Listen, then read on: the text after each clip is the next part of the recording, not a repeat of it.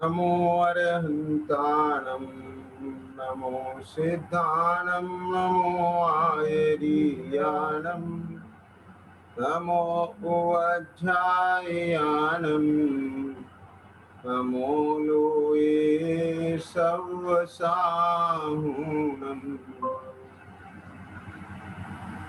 तीन भुवन में सार वीतिराग विज्ञानता शिव स्वरूप शिवकार नमः त्रियोग समारिके।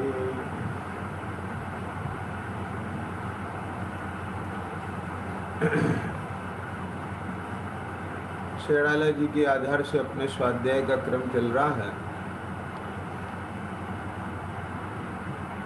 और इस क्रम में तीसरी ढाल के 10वें छंद से जो चर्चा चल रही है, तो देव जिनेन्द्र गुरु परिग्रह बिन धर्म दयाजुत सारो एहु मान समिकित को कारण अष्ट अंग धारो। इसमें अपनी देव और गुरु के संबंध में चर्चा हो चुकी है। आज शास्त्र के संबंध में चर्चा होना है और आज दिन भी जिनवाणी माँ का है, यानी कि श्रुत पंचमी का दिन है।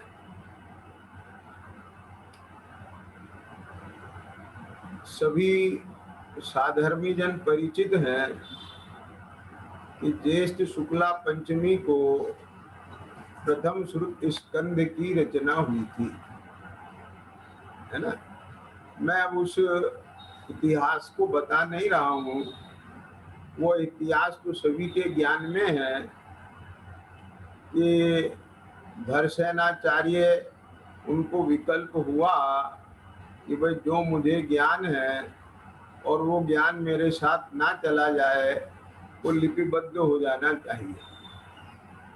और उन्होंने योग्य शिष्य भूतबली मुनिराज और पुष्पदंत मुनिराज को वो ज्ञान प्रदान किया और उन्होंने उस ज्ञान के आधार पर जो ग्रंथ रच करके पूर्ण किया, वह पावन दिन ज्येष्ठ शुक्ला पंचमी का था, जिसको श्रुत पंचमी पर्व के रूप में सभी साधर्मी जन मनाते।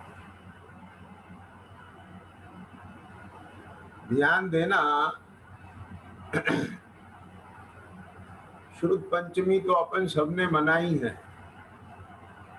जिनवाणी की भैया व्रती की है, जिनवाणी की पूजा की है, श्रुत पंचमी की पूजा की है,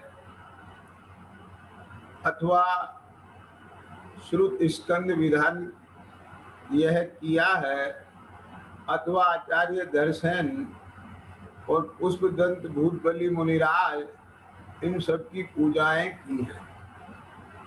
और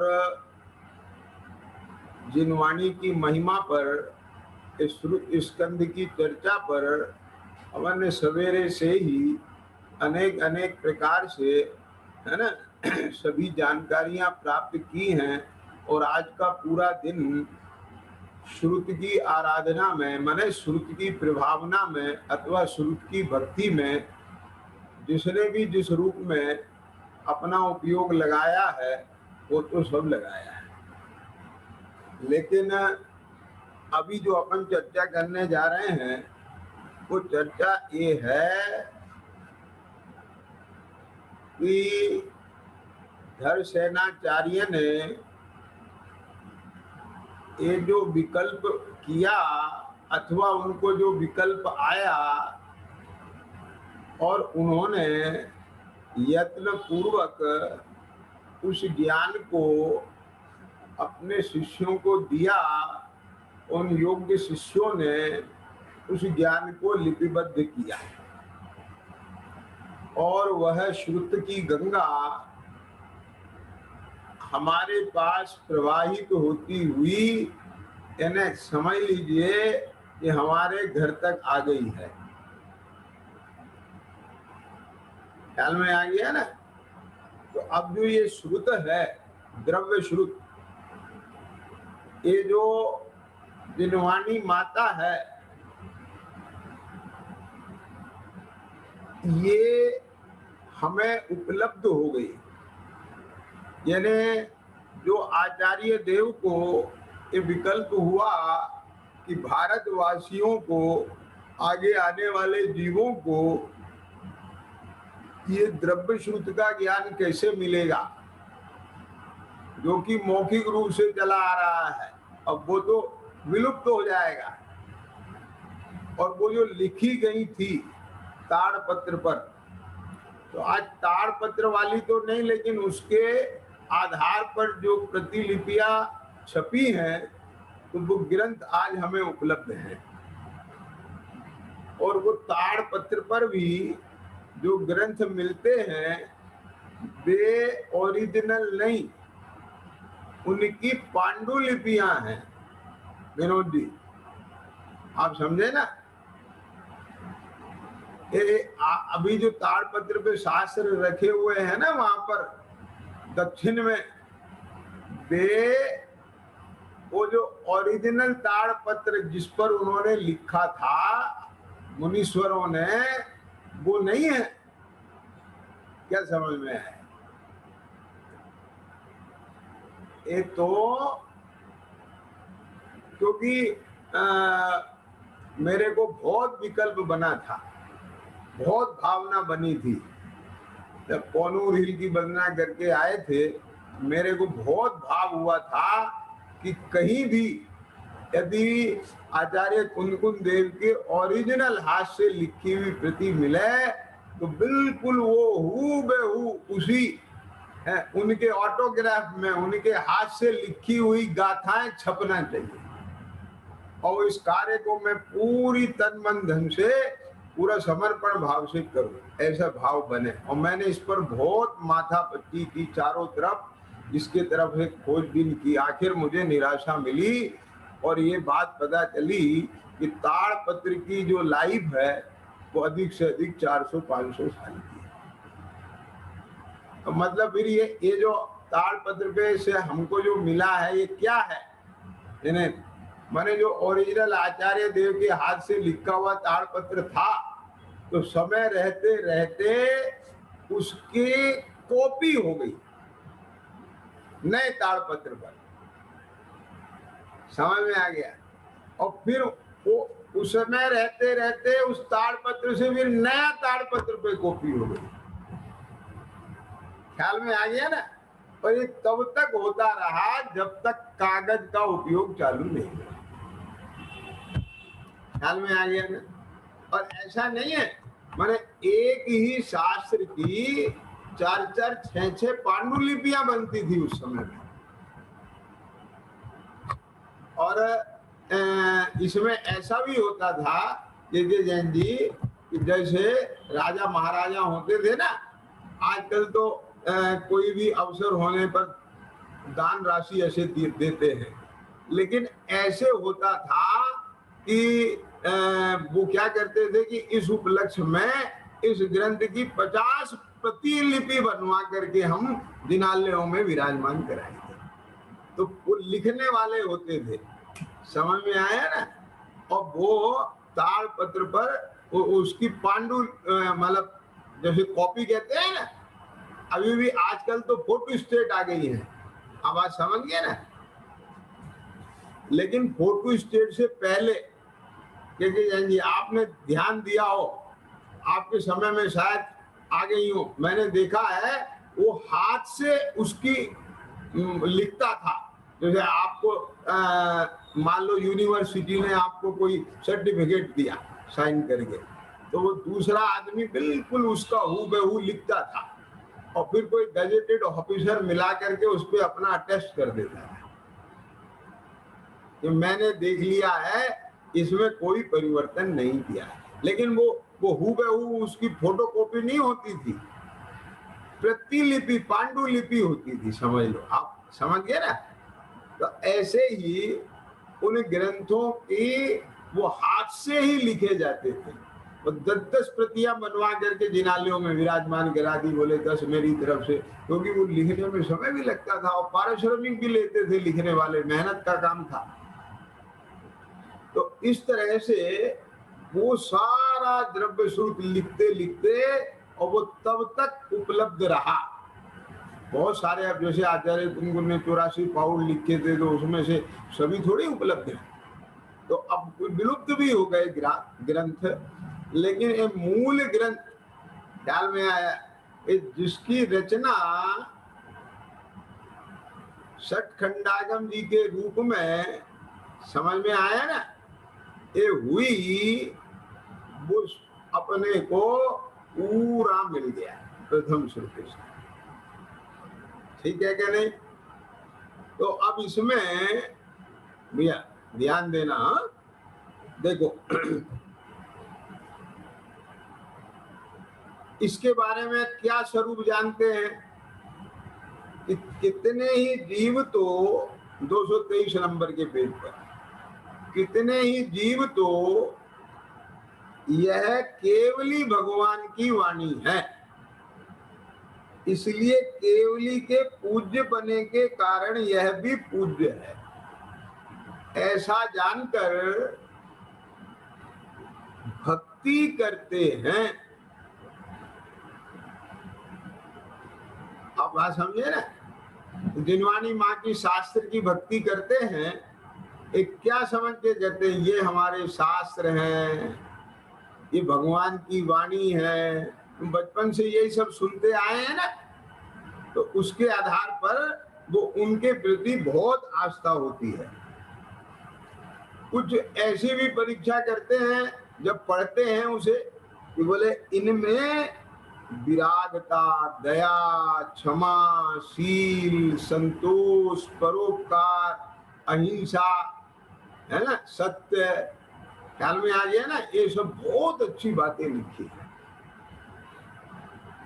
इसलिए ये उत्कृष्ट है, सबके हित की बात है, ऐसा जानकर भक्ति करते हैं।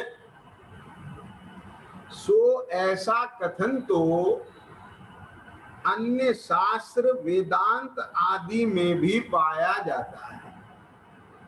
क्या समझ में आ गया?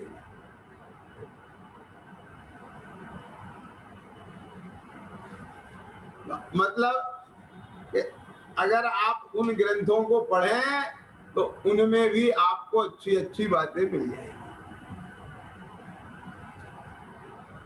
फिर इन शास्त्रों में त्रिलोकादि का गंभीर निरूपण है।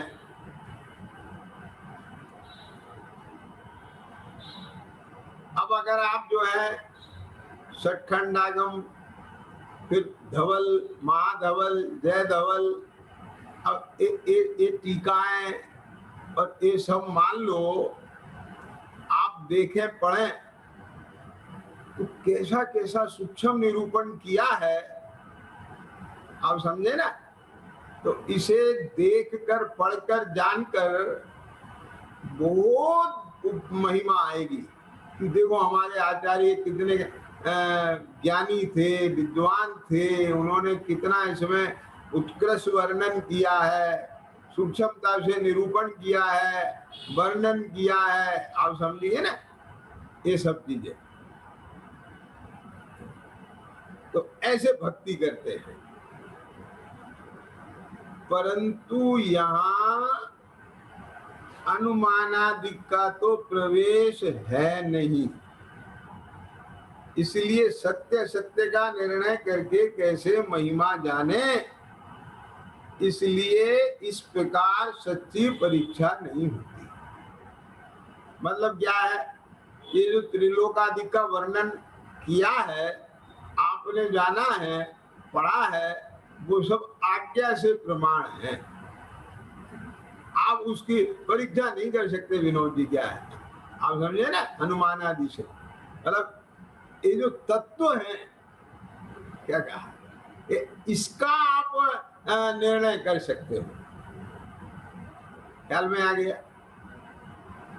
यहां तो अब यहां से इंपॉर्टेंट लाइन है, यहां तो अनेकांत रूप सच्चे जीवादि तत्वों का निरूपण है और सच्चा रत्नात्रय मोक्ष मार्ग दिखलाया है।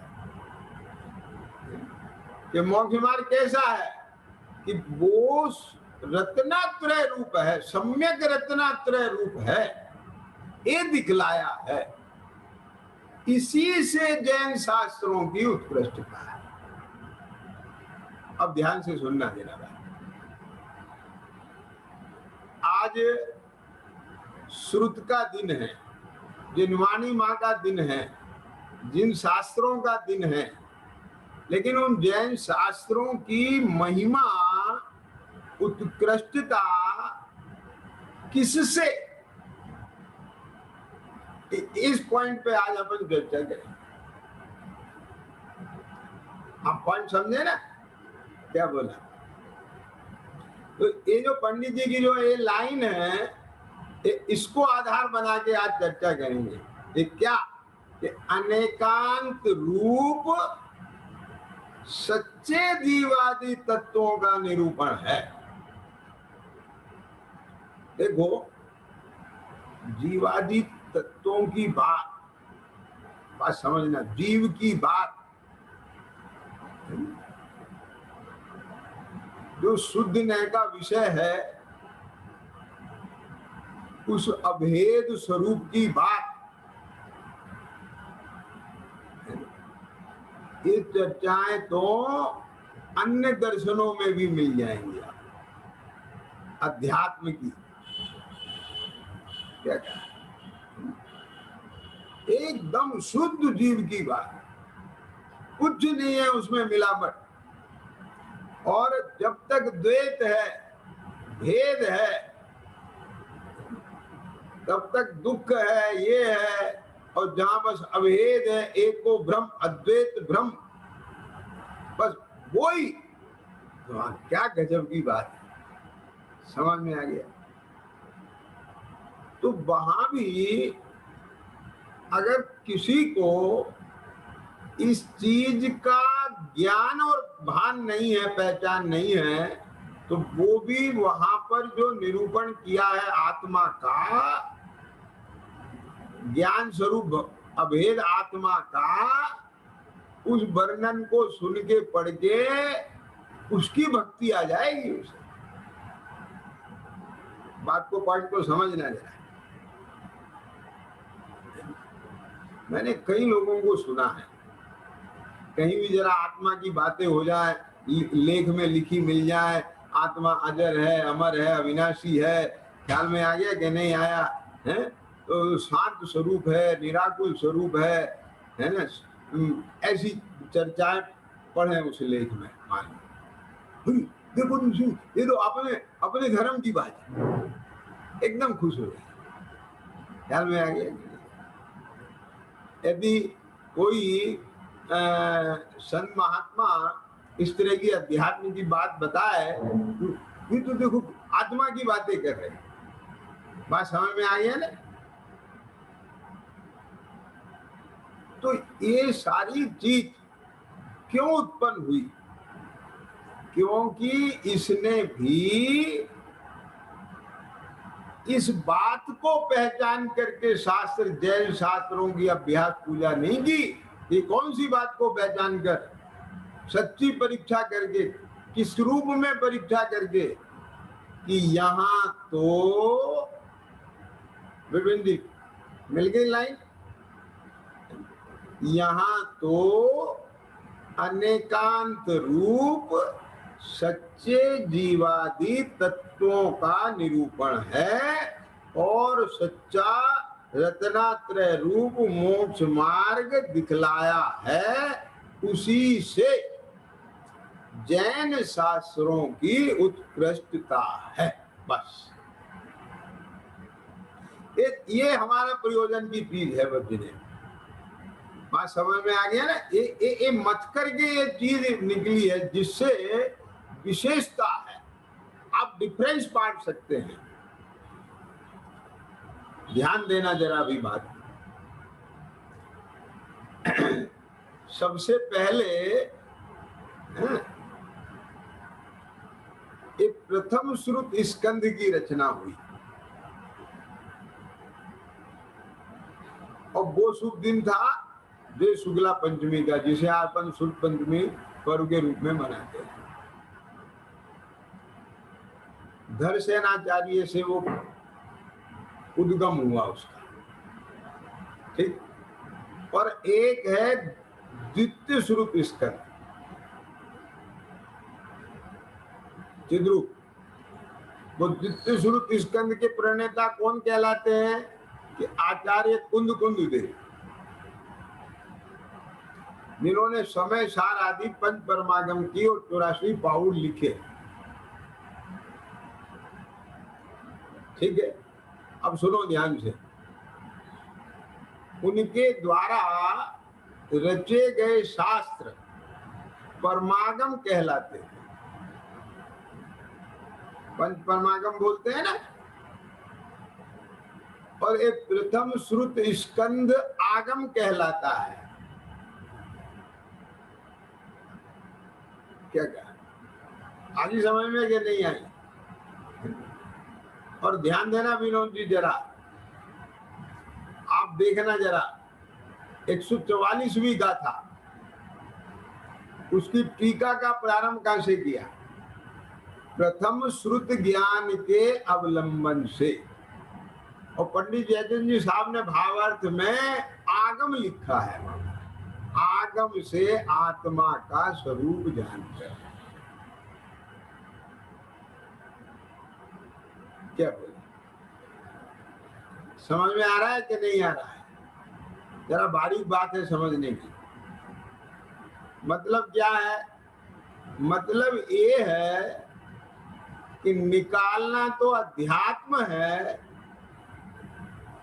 मक्खन तो अध्यात्म है सारभूत, जिसमें सीधे सीधे एकद भक्त आत्मा की बात है, ज्ञायक भगवान की बात है, अपने त्रिकाली ध्रुव परमात्मा की बात है, जिसकी बात इस जीव ने कभी ना तो सुनी है ना उसका परिचय किया, अनुभव किया। वो बात है इसमें, ख्याल में आ गया ना? तो जब ये इतनी महत्वपूर्ण बात है, क्या समझ में आया? इसको दूसरे नंबर पे क्यों रखा? बात समझे ना? देखो, मंगलाचरण में गौतम गणधर के बाद स्थान मिला कुंद कुंद को, ठीक, समझ में आ गया। और उनके द्वारा लिखा गया श्रुत स्कंद दूसरे नंबर पे। बात समझे ना? लेकिन भाई साहब, वो जो परमागम है उसका बेस आगम है। क्या विनोद जी, पॉइंट समझ में आ रहा है ना? क्या बोले के जैन जी? यानी आगम ज्ञान बिना अध्यात्म, क्या कहा? आगम ज्ञान के बिना अकेला अध्यात्म काम नहीं करेगा।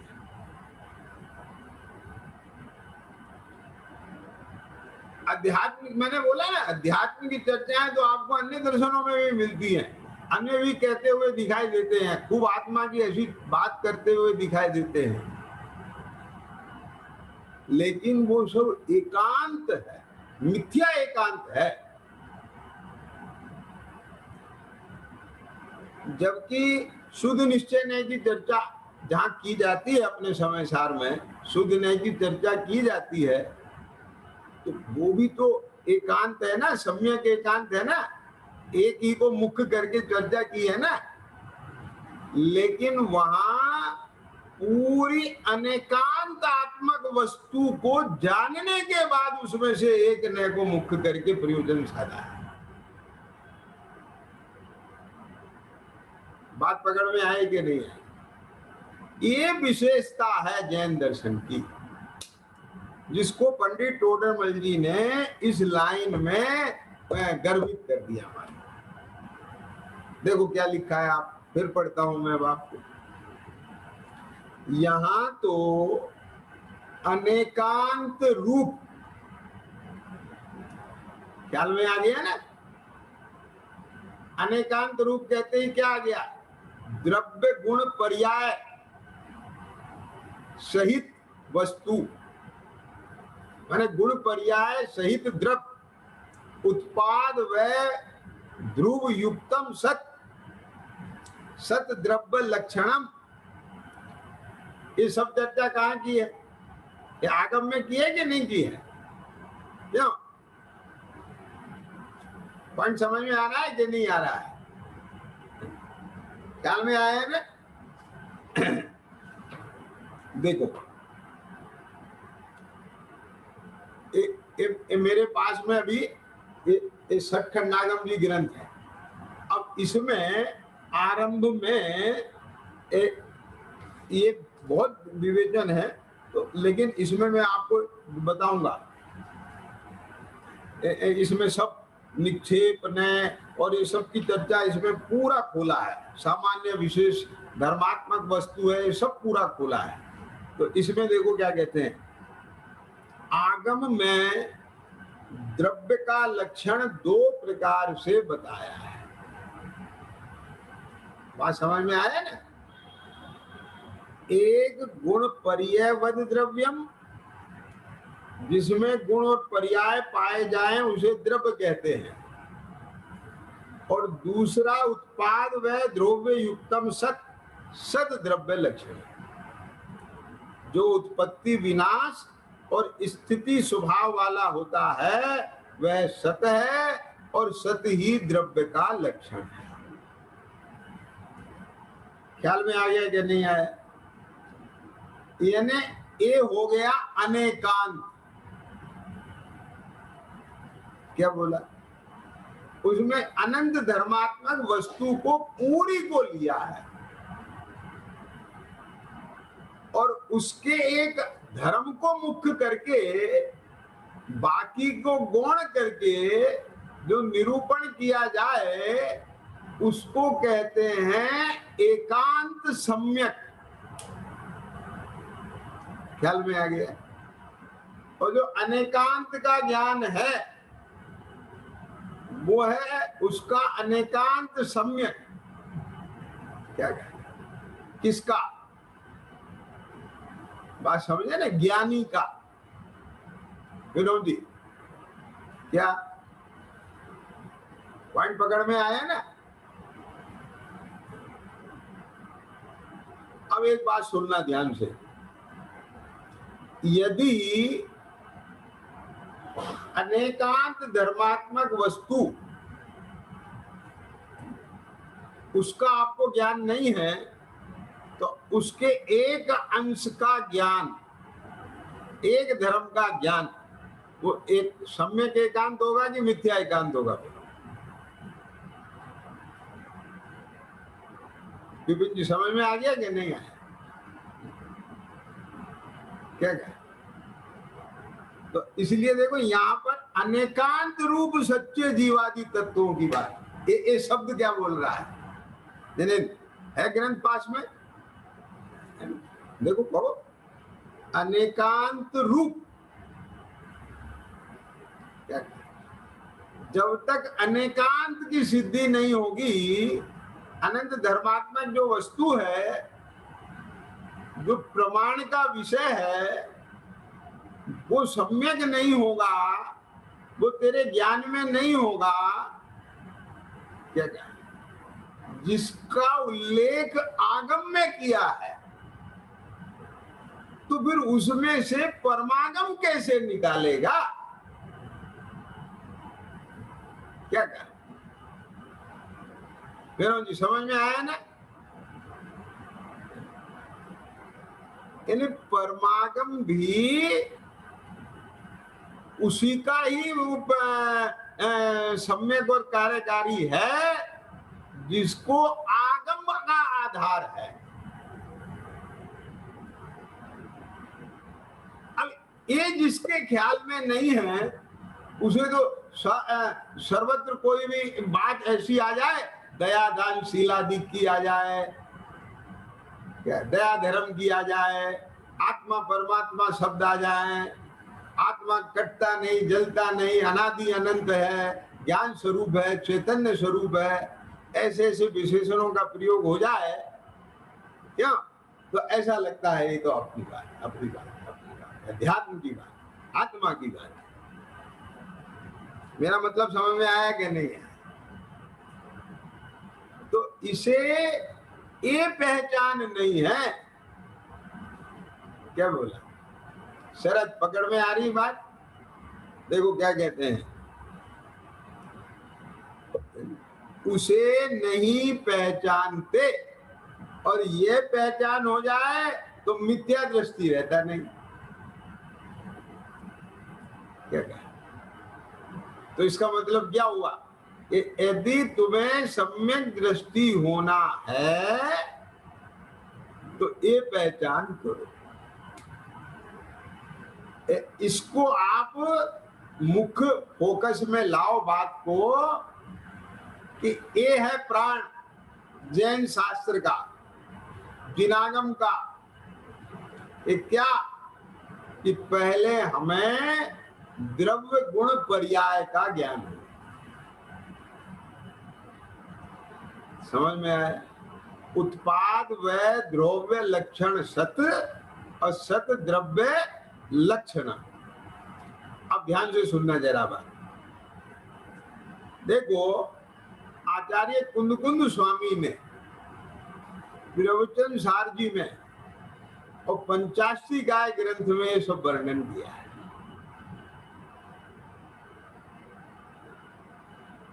बात समझे ना? अब उसके ज्ञान पूर्वक फिर समय सार और फिर नियम सार पे यार पॉइंट पकड़ में आया कि नहीं आया कि नहीं? क्या कहा? अब फिर तुझे जो है वो समय सार जो है कार्यकारी ना हो तो गए ना, वहां निश्चयाभास नहीं हो सकता। फिर आप बात समझे ना? क्या क्या?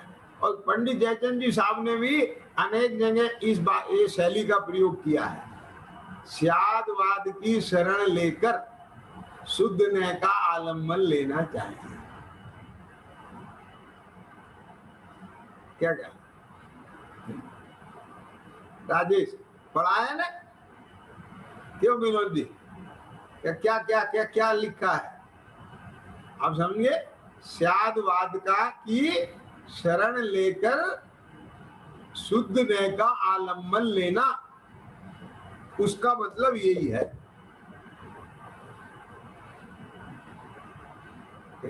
मेरा मतलब समझ में आया ना जिन्हें? यानी आपको द्रव्य गुण पर्याय का निर्णय नहीं, उत्पाद में ध्रुव पता नहीं, ख्याल में आया कि नहीं आया? जो आचार्य कुंद देव प्रवचन सार में पंचाशी काय में वस्तु को बता के आए हैं पूरा आगम के आधार से, वो सब विषय आपके ज्ञान में नहीं। क्या कहा? और बस सीधे मैं प्रवत भी नहीं अप्रवत भी नहीं। क्या कहा? तो काम नहीं बनेगा। क्या बोला? आप समझे ना? सात तत्व की बात नहीं आ पाएगी। ये क्यों नहीं आ पाएगी? तो सुनो, ये आश्रव और ये संबर, ये सब क्या है? ये पर्याय है। बोलो बताओ। क्या कहा? पहले भी बोला था ना? अरे भाई साहब, आगम ये कहता है कि जो 10 प्राण से जिए वो जीव है, ये भी चर्चा है, और जीव रूपी भी है। ये क्या कह रहे हो? क्यों क्यों विनोद जी? रूपी और रूपी दोनों है कि नहीं है? अरे पुद्गल के साथ एक क्षेत्र अवगाह है। क्या कहा? तो रूपी है कि नहीं है? और पारमार्थिक स्वभाव कैसा है उसका? ये अरूपी है। क्या बोला? ये सब तेरे ज्ञान में होना चाहिए ना। ये आश्रव कहां से उत्पन्न होता है? ये तेरे ज्ञान में होना चाहिए ना। तो इसमें जो शब्द डाला है देखो यहाँ पर, सच्चे जीवादि तत्वों का निरूपण है। यानी यदि अनेकांत रूप ये तेरे ख्याल में नहीं है, आगम ज्ञान तुझे नहीं है, तो ये जो जीवादि तत्व की बात है ये सच्ची नहीं है। क्या बोला? आप समझे क्या? पहले प्रमाण ने निक्षेप से वस्तु को जानना चाहिए, और जिनागम की यही विशेषता है कि वहां वस्तु की सिद्धि कराई है। अब बात समझ में आ रहा है कि नहीं आ रही है?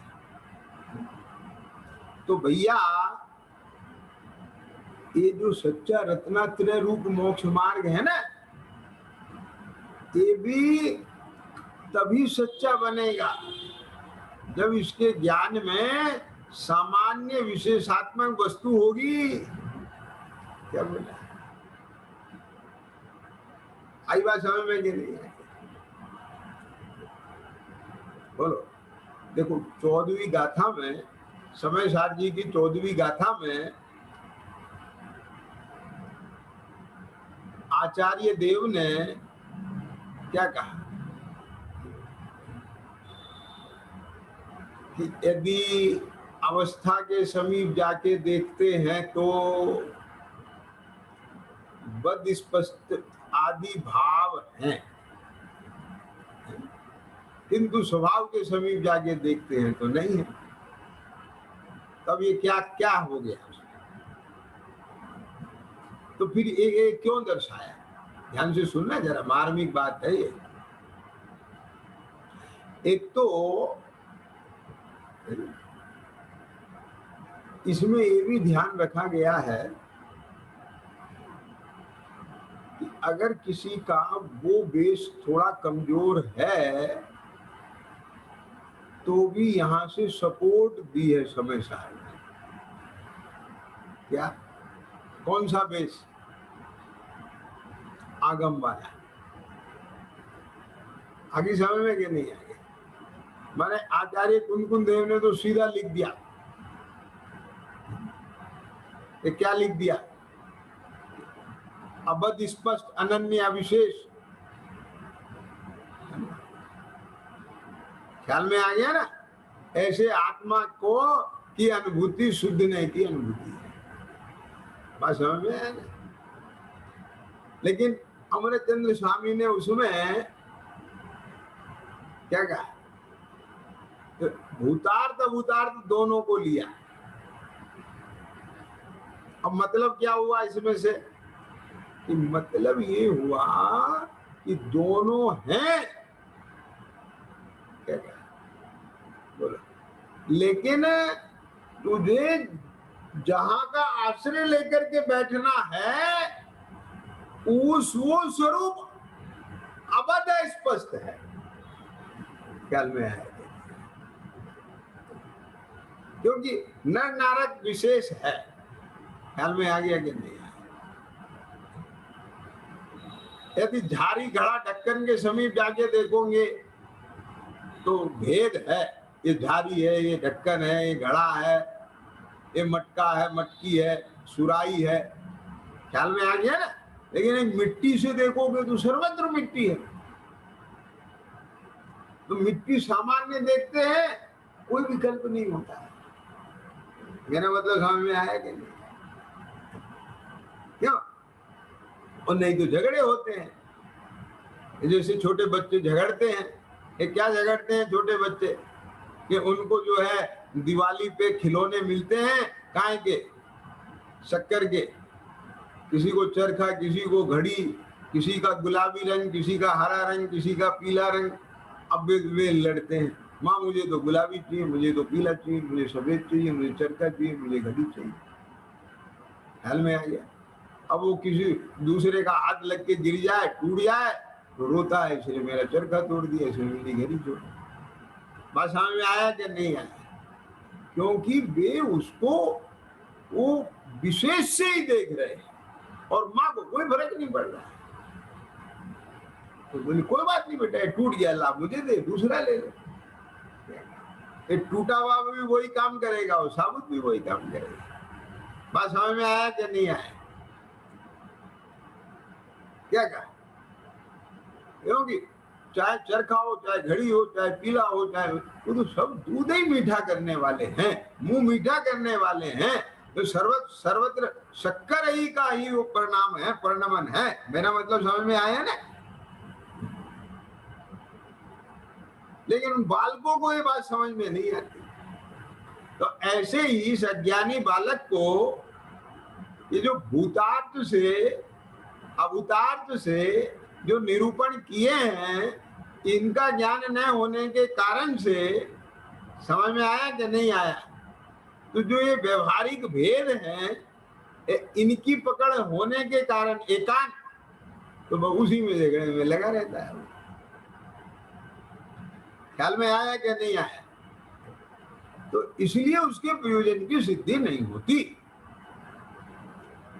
तो आगम ज्ञान में, आगम ज्ञान से, आगम ज्ञान पूर्वक आत्मज्ञान, क्या बोला? पॉइंट समझ में आ रहा है?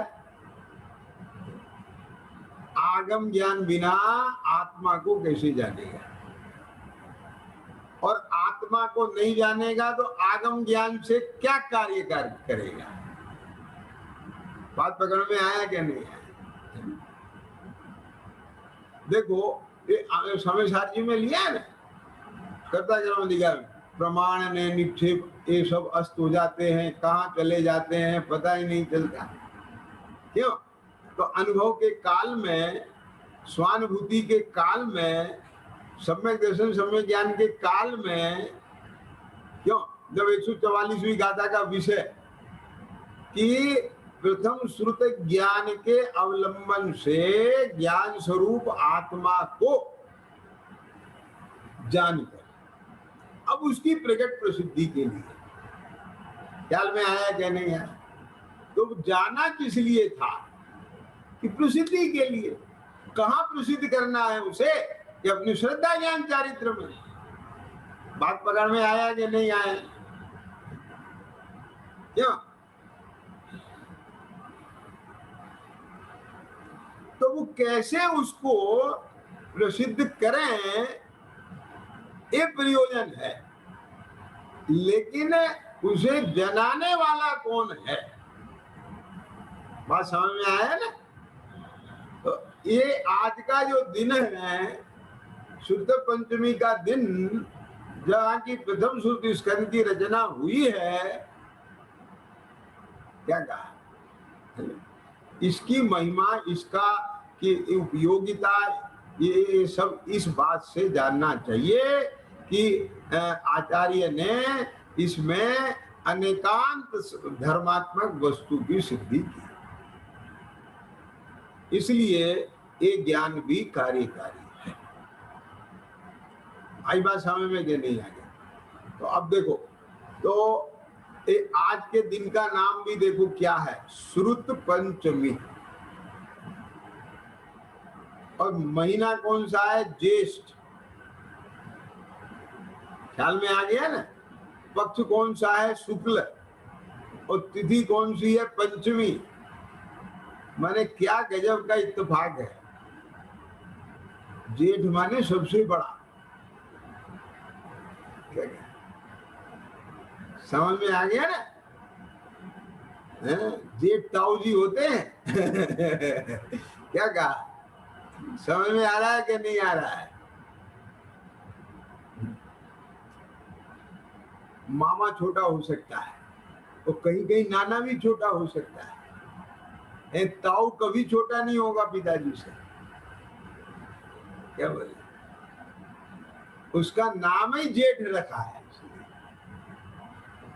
तो ये सारे महीनों में सबसे बड़ा है। और शुक्ल पक्ष है, ख्याल में आ गया ये? शुक्ल माने ज्ञान प्रकाश का प्रतीक, और किसको पंचम माने अपना पंचम भाव, उसकी प्राप्ति, वो प्रयोजन है। मानो क्या कहा, ये आगम की रचना, प्रथम सूत्र स्कंद की रचना जो आज के दिन हुई, उसका प्रयोजन अपने पंचम भाव का, जो कि नित्य उदय रूप है, प्रकाशमान है। ख्याल में आ गया? देखो, कृष्ण पक्ष अंधेरे वाला होता है, शुक्ल पक्ष प्रकाश वाला होता है। तो सदा प्रकाशवान है, ऐसे अपने पंचम भाव का आश्रय लेकर पंचम गति की प्राप्ति करने के लिए, ख्याल में आया ना, इस प्रकार ज्येष्ठ शुक्ला पंचमी सार्थक हो जाती है। क्या चित्र, बात समझ में आए? तो अब क्या करना है इसमें देखो, अब हम दोनों श्रुत स्कंदों का समन्वय कर रहे हैं। क्या दोनों श्रुत स्कंदों का समन्वय कर रहे हैं? कैसे कर रहे हैं कि ये जो समय सार की मैंने 144वीं गाथा की चर्चा की है ना, तो देखो उसका भाव ले रहा हूं, अभी समय है।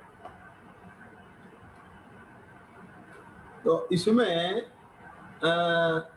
जो 144वीं गाथा की टीका है, उसमें क्या कहते हैं? प्रथम श्रुत ज्ञान के अवलंबन से ज्ञान स्वरूप आत्मा का निश्चय करें। अब यहां तक आपने जो है आगम ज्ञान से पूरा जो है अपना आत्मा की सिद्धि कर लिया। देखो ध्यान से सुनना, समय सारजी ग्रंथ में जो दूसरी गाथा है, दूसरी गाथा में जो आचार्य देव ने 7 विशेषण दिए हैं ना, विनोद जी क्या कहा, वो समझ लो प्रमाण का विषय है। जिसको ऐसे समय का ज्ञान नहीं है, ऐसे जीव का ज्ञान नहीं है, कौन से जीव का, कि जिसमें ये 7 बातें हैं, उसे एकत्व भक्त आत्मा की बात मिथ्या है उसकी। क्या बोला, नहीं समझ में आया? क्या क्या विनोद जी नहीं समझे? माने जिसके ज्ञान में ऐसा आत्मा नहीं है कि जो ये 7 विशेषण को धरता है, प्रमाण का जो विषय है, वो ज्ञान में नहीं है, और सीधे अध्यात्म की बात जानता है, बस वो पूरी वस्तु को नहीं पहचानता है, न जानता है, तो उसका वो जानना सम्यक की मिथ्या। क्या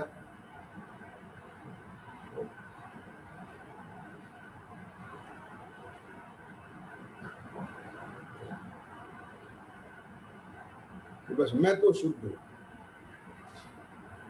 हो गया ना, निश्चयवासी हो गया कि नहीं हो गया?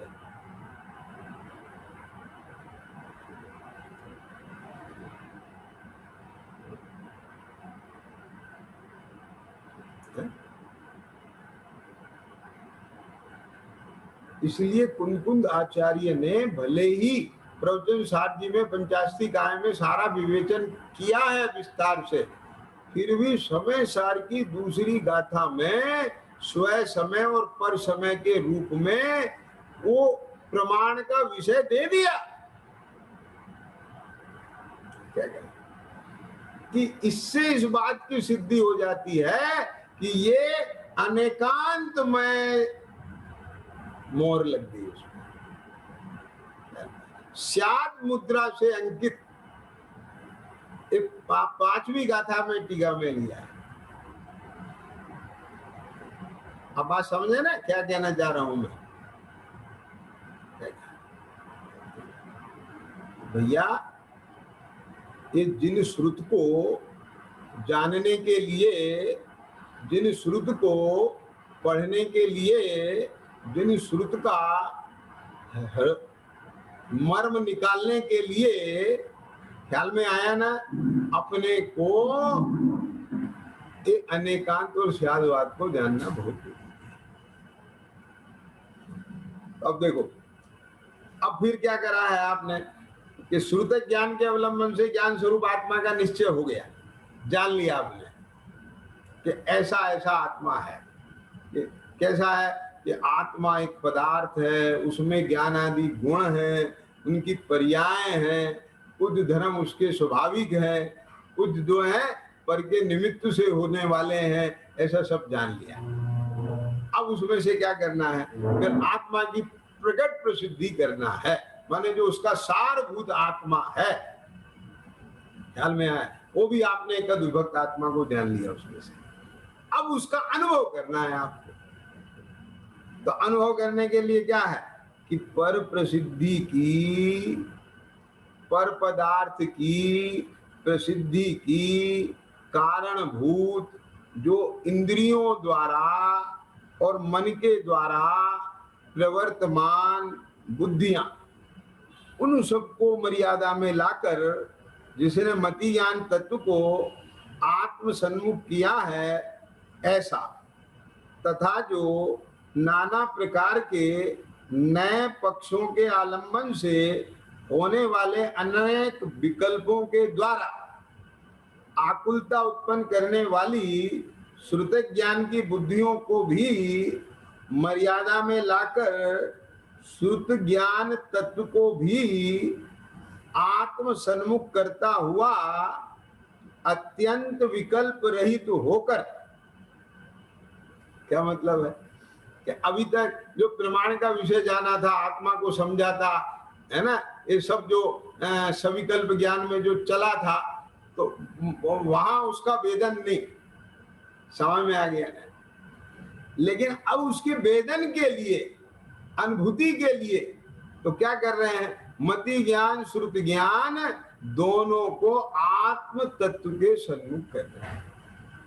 ये विषय भी कई बार मैंने चर्चा में लिया है ना? क्या तत्काल निज रस से ही प्रकट होने वाले आदि मध्य अंत से रहित अनाकुल केवल एक संपूर्ण ही विश्व पर मानो तैरता हो, ऐसे अखंड प्रतिभा समय अनंत विज्ञान घन परमात्मा रूप समय सार का, देखो यहाँ समय सार शब्द का प्रयोग आ गया ना, परमात्मा रूप समय सार का जब आत्मा अनुभव करता है, क्या बोला, तो अनुभव कौन करने वाला है, अनुभव पर्याय करेगी, क्या बोला, क्या कहा, समझ में आया कि नहीं आया, अनुभव किसमें होगा, विषय बनाने वाली कौन है, पर्याय, और किसे विषय बना रही है, समय सार को।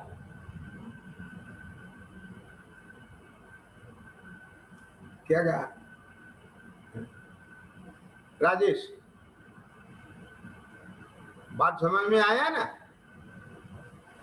तो समय सार का जब समय सार अनुभव करता है, नहीं आत्मा अनुभव करता है, उसी समय आत्मा सम्यकतया दिखाई देता है। ये क्या दिखाई देता है, ये ही मेरा स्वरूप है और ये ही मैं। उस अनुभूति के काल में ये मेरा आत्मा, ये मैं हूं, ये मेरा स्वरूप है, सम्यकतया दिखाई देता है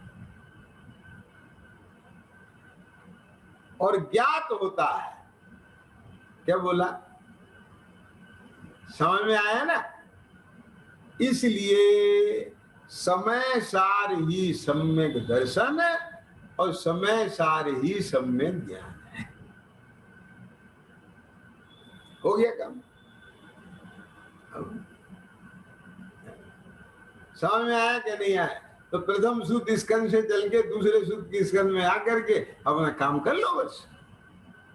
क्या चिद्रूप पॉइंट समझ में आया ना? हो गया ना, जिन श्रुत की जिन वाणी की भक्ति हो गई।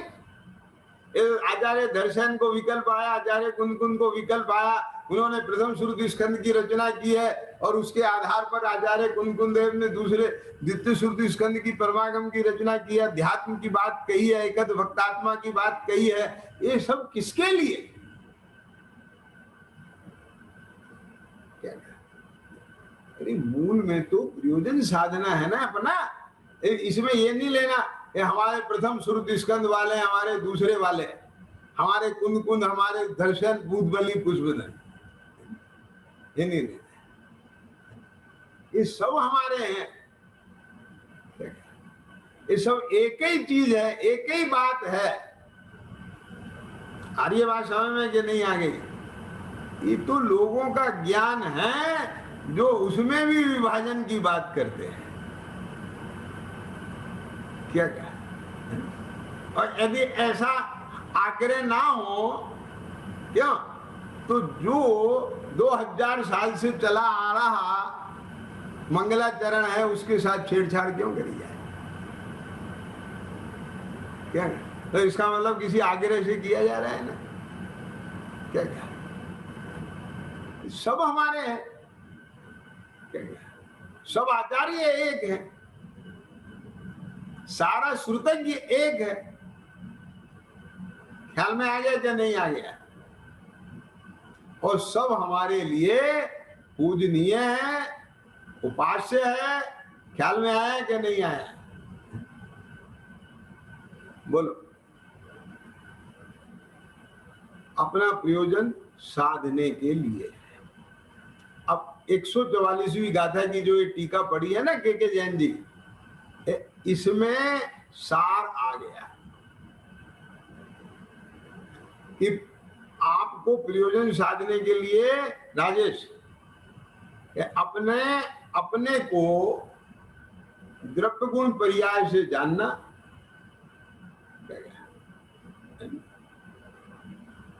और फिर जानने के बाद जो जीवादि 7 तत्व की जो चर्चा प्रयोजन भूत चली है उसमें से अपना विपरीत अभिनिवेश मेटना, और विपरीत अभिनिवेश को मेट करके क्या क्या समझ में आया ना? सच्चा रत्नात्रय रूप मोक्ष मार्ग प्रकट करना। अब ये लाइन अगर अपनी बन गई तो बस वही शास्त्र भक्ति सच्ची है। क्यों? क्योंकि इसी प्रयोजन के लिए ही आचार्य भगवंतों को विकल्प आया शास्त्र लिखने का, और उनके द्वारा शास्त्रों की रचना की गई। उन्होंने जिस प्रयोजन के लिए ये विकल्प आया और इस विकल्प की पूर्ति की, यदि हमने उस प्रयोजन को साध लिया तो उनका विकल्प करना सार्थक हो गया। बात समझ में आया कि नहीं आया? बस यही उन आचार्य भगवंतों के प्रति हमारी सबसे बड़ी विनयाजलि है, यही हमारा सबसे बड़ी उनके प्रति भक्ति है, और यही उनके द्वारा रचे गए शास्त्रों की सबसे बड़ी श्रद्धा है, भक्ति है, उपासना है। आई बात समझ में के लिए?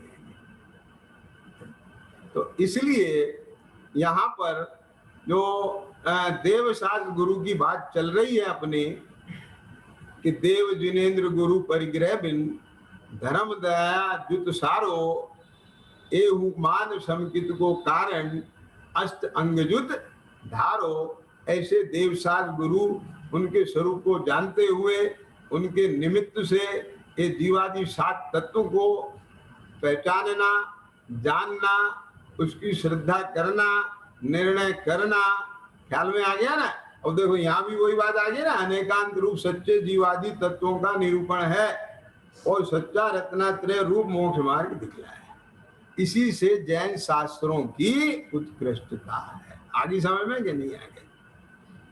तो ये प्राण है ये मूल अमृत है। जैसे कि समुद्र मंथन के बाद अमृत निकला, ऐसी कथा लोक में बताते हैं ना।